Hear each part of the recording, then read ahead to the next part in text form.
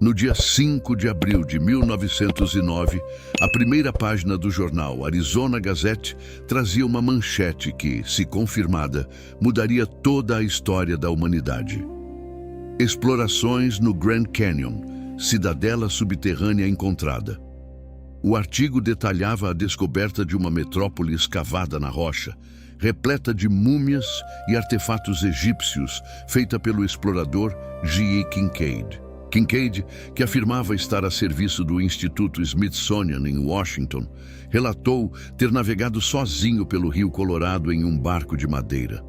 A cerca de 65 quilômetros do cânion de cristal, ele notou manchas sedimentares estranhas na parede do penhasco, a quase 600 metros de altura, que indicavam uma entrada artificial camuflada. Ao escalar a parede perigosa, Kincaid encontrou a entrada de uma caverna gigantesca, protegida por vegetação e degraus traiçoeiros quase apagados pelo tempo. A entrada parecia um boca de canhão na parede do abismo. Ao entrar, ele percebeu que não era uma caverna natural, mas o início de um sistema de túneis cinzelados com precisão geométrica. O corredor principal tinha dezenas de metros de largura e se estendia por quilômetros para dentro da terra. A partir dele, centenas de salas se ramificavam como raios de uma roda gigantesca.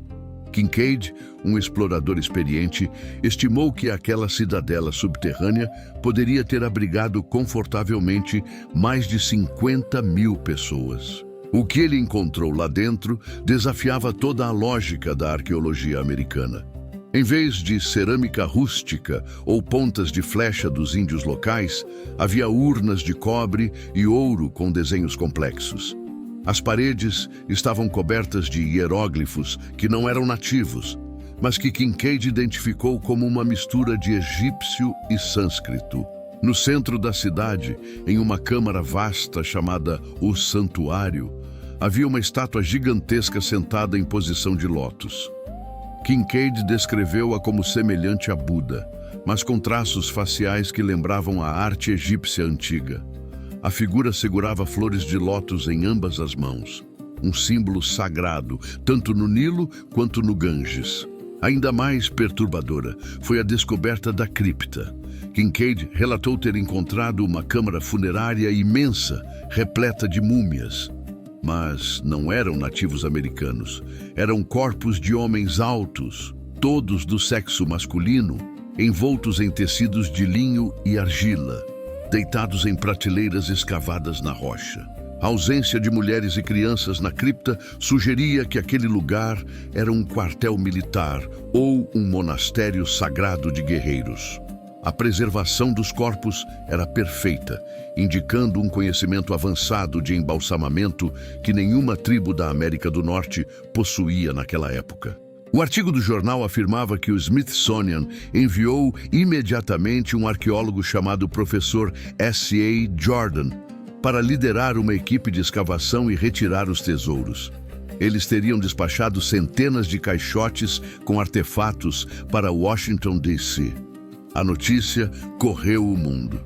E depois, silêncio total. Nunca mais se ouviu falar de Kincaid ou do professor Jordan. O Instituto Smithsonian negou oficialmente ter qualquer registro desses homens ou da expedição. A história foi classificada como uma fraude de jornal, uma história fantástica criada para vender cópias. Mas pesquisadores modernos encontraram buracos nessa negação. Registros de censo da época mostram que um homem chamado G.E. Kincaid realmente vivia na região e trabalhava como minerador e explorador. Se ele era uma invenção do jornal, por que existiam documentos oficiais com seu nome? E por que o jornal Arizona Gazette, que era respeitado, inventaria algo tão específico sem ser desmentido na época? A evidência mais forte da conspiração está na geografia atual. A área onde Kincaid alegou ter encontrado a caverna é hoje uma zona de exclusão aérea e terrestre rigorosa. Grandes partes do Grand Canyon, especialmente ao redor das formações Templo de Ísis e Torre de Ra, são proibidas para turistas e até para funcionários comuns do parque. A nomenclatura oficial do Grand Canyon é outro mistério, porque os primeiros exploradores deram nomes egípcios e hindus às montanhas daquela região específica. Templo de Osíris, Pirâmide de Kelps, Templo de Shiva. Seria apenas uma coincidência poética ou uma dica deixada por quem sabia a verdade sobre o que estava escondido lá embaixo? Trilheiros que tentaram chegar perto da suposta entrada relataram ter visto cavernas seladas com grades de aço ou concreto moderno, e a presença de helicópteros pretos sem identificação patrulhando a área, forçando-os a voltar sob ameaça de prisão. O que eles estão guardando em um monte de pedras no meio do deserto?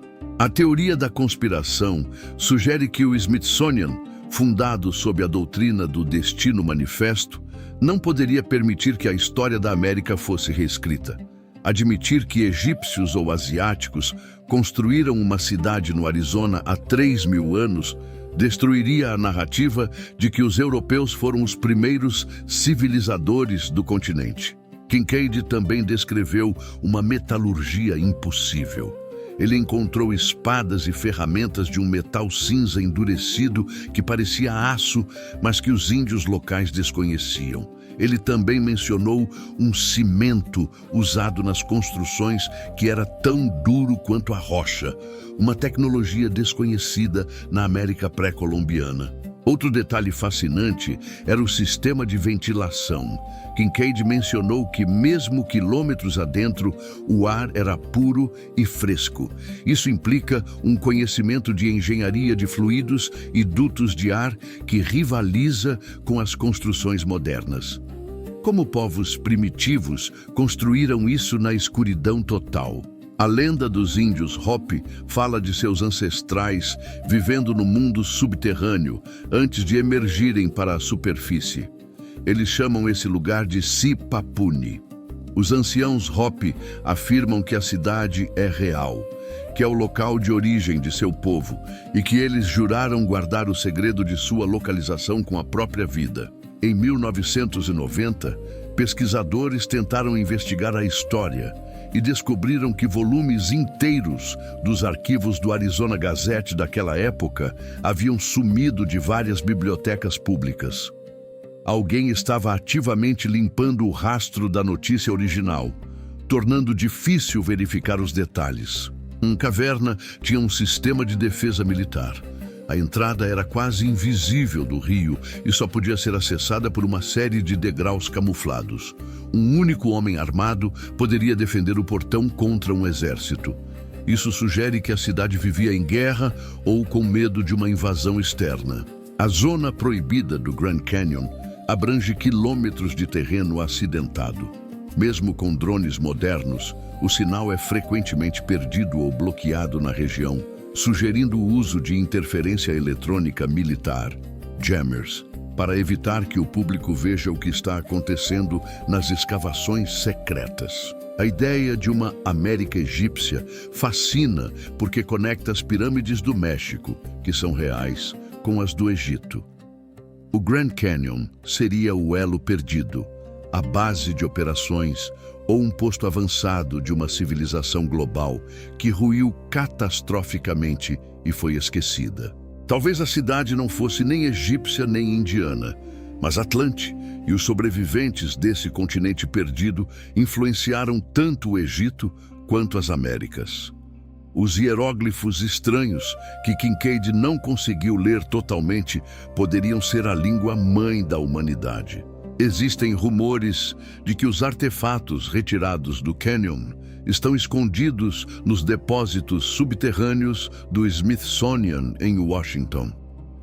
Alguns funcionários aposentados teriam vazado histórias sobre caixotes marcados com Grand Canyon, contendo sarcófagos de ouro, mas nunca apresentaram provas físicas. O Rio Colorado poderia ter sido navegável até o oceano no passado distante, permitindo que frotas do Velho Mundo entrassem no coração da América do Norte. O Grand Canyon seria, portanto, uma fortaleza natural inexpugnável, perfeita para esconder um tesouro ou uma colônia secreta longe dos impérios rivais. Se a cidade existiu, o que aconteceu com seus habitantes?